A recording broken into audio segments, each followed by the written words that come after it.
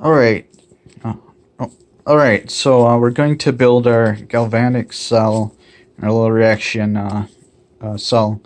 So you're going to start with the 10 ounce of water. Make sure you're wearing eye coverings and gloves, and you're in a ventilated area. So to begin this, we're going to take our salt and add that to the water. Okay, and you can grind it up if you want to, or just use the water softener crystals. We're going to take our iron nail, put that in, connect it up to uh, a alligator clip, as we have here. Get these untangled. Oh, there we go. So we have alligator clip hooked up to our iron electrode there, and we're with the copper. I put it on a little bit of copper craft wire.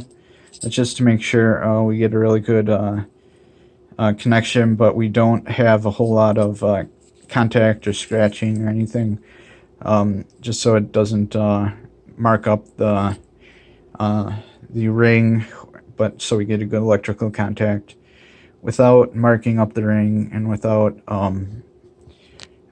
like covering any areas that so they wouldn't get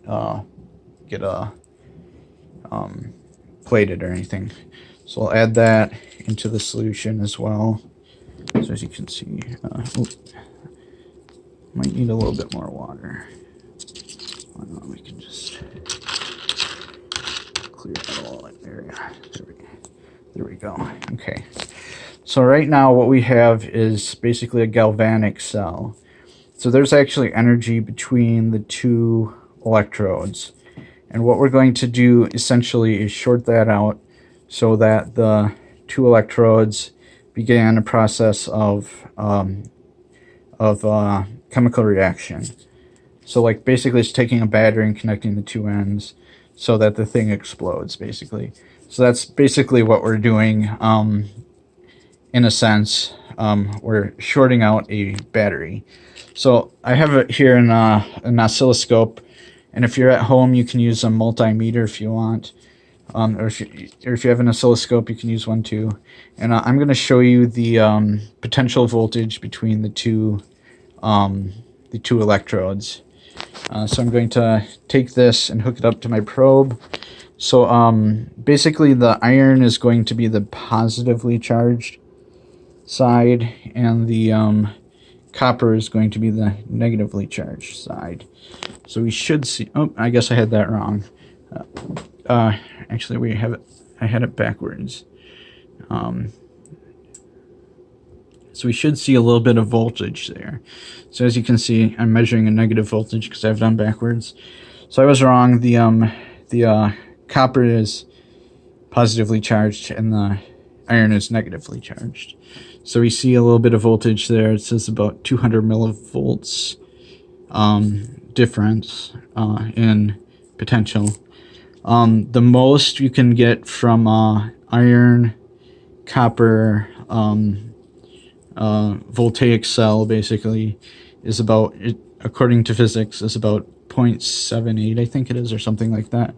0.7 basically is the or point, so if you round up 0.8 volts, 0.8 total. So yeah, so I guess the copper is the positive one, but yeah, okay. So we have that established.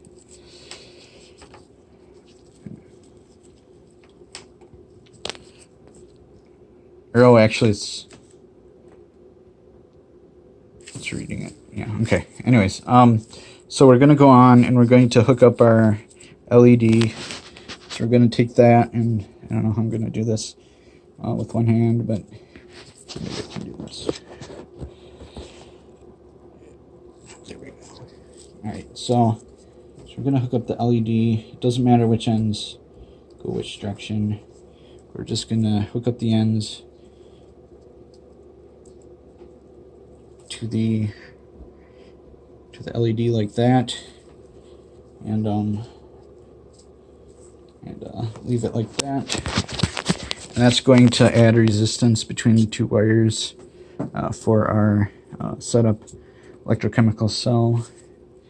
And that should do it. So we're going to leave this overnight, and then tomorrow we should be able to check on it, and our electroplating should have occurred.